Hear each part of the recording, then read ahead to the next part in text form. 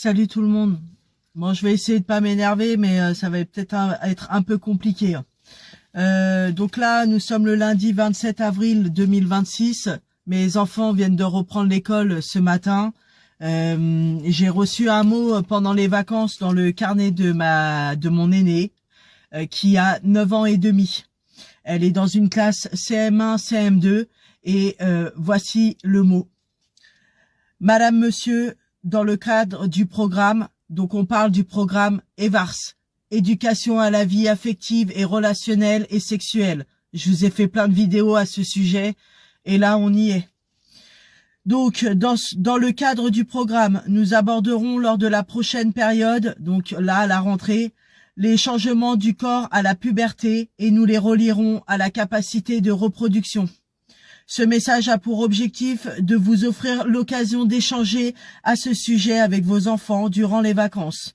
En effet, ils vont connaître de profonds changements corporels et il me semble important que vous puissiez être les premiers à les aborder avec eux. Je vous remercie par avance de votre implication et je vous souhaite de bonnes vacances. Je peux vous dire que j'ai pas passé de bonnes vacances. Il a fallu que je parle avec ma fille de 9 ans et demi de la reproduction du corps humain.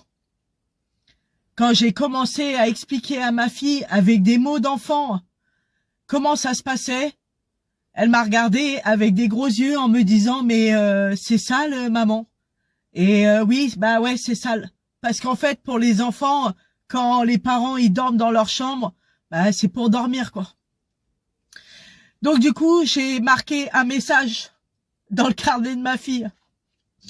Je lui ai marqué « Madame, Monsieur, je réitère mon opposition à ce genre de cours, car ma fille Maëline n'est pas assez mature pour comprendre la portée de ces informations. Nous avons discuté de beaucoup de choses à ce sujet, mais, avec surligné 3 fois, si pendant votre cours, elle ne se sent pas bien, ou pas à l'aise, ou choquée, elle sortira de votre classe ou se bouchera les oreilles. Il est hors de question que Maëline rentre à la maison en pleurant parce qu'elle aura été obligée d'écouter des choses à ce sujet qui peuvent la déranger.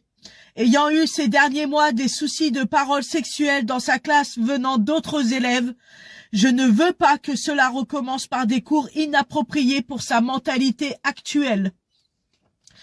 Parce que je vous ai déjà fait d'autres vidéos où il y a eu des jeux qui ont été dans l'école de ma fille et qui peuvent être dans d'autres écoles aussi, des jeux sexuels qui, moi, ont profondément choqué ma fille.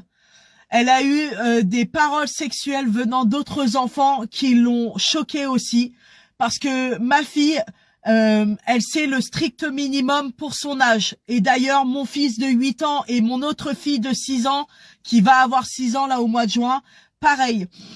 Ils savent que leur corps, il est à eux, qu'ils n'ont pas le droit de toucher les autres et qu'ils n'ont pas à se faire toucher eux, que ça soit par un adulte ou par d'autres enfants.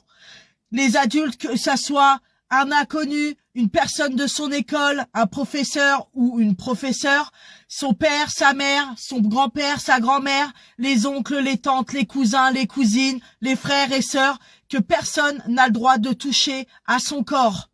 Que si elle a des propositions sexuelles de n'importe qui, que ça soit enfant ou adulte, elle ne doit pas accepter et doit venir en parler à ses parents ou à un adulte le plus proche d'elle. Que voilà le strict minimum. Là, il a fallu que j'explique à ma fille que le kiki c'est un pénis, que ça a une verge. Il a fallu que je lui explique que la mimine c'est un vagin. Ma fille, elle est au courant que on a des règles parce que je lui en ai parlé. Je lui ai expliqué à quoi servaient les règles parce que nous, les femmes, on les a tous les mois. Mais là, il a fallu que je lui explique que on avait des ovaires, qu'on ovulait, que la reproduction comment ça se passait, comment ça venait. Et elle qui pensait que c'était une petite graine qui était dans le ventre à maman et qui poussait et qui devenait un bébé, là il a fallu que je lui explique d'où elle venait la petite graine. Parce que c'est bien de mettre ce mot, parce que moi j'ai eu le luxe qu'on me mette ce mot pour nous prévenir que ce genre de cours allait avoir lieu, mais on sait pas exactement ce qu'ils vont leur dire. Donc en fait, on est obligé de parler un peu plus que ce qu'on voulait déjà à la base. Franchement, j'ai les nerfs. J'ai dit à ma fille, si jamais on te montre des photos ou des vidéos ou des structures, des représentations de peintres, parce que c'est bien ce qui est marqué dans le programme EVARS sur le site officiel du ministère de l'Éducation nationale.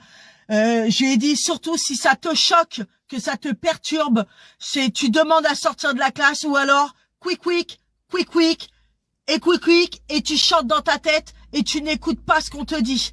Et s'ils ont un problème avec ça, tes professeurs ou la directrice de l'école, bah tu leur dis de m'appeler, quoi. Parce que là, franchement, moi je suis dévastée. Faites attention à vos enfants. Moi je suis à la campagne, il y a 900 habitants. Et à la rentrée scolaire, la directrice de l'école, elle nous l'a bien dit, ce sont les professeurs qui sont formés pour expliquer ce genre de cours à nos enfants. Et moi, ma fille, elle a que 9 ans et demi. Et là, je crains le pire. Cette semaine, elle est chez son père. Et j'espère de tout mon cœur que ce genre de cours ne va pas la perturber, quoi. Donc, faites attention à vos enfants. Parlez avec eux. Parce que dans les grandes villes, vous n'aurez pas le luxe qu'on vous prévienne de ce genre de cours. Et je réitère, c'est bien les professeurs qui le font. Pas les plannings familiales, pas les infirmières. Donc faites attention à vos enfants. Sur ce, bisous les gens.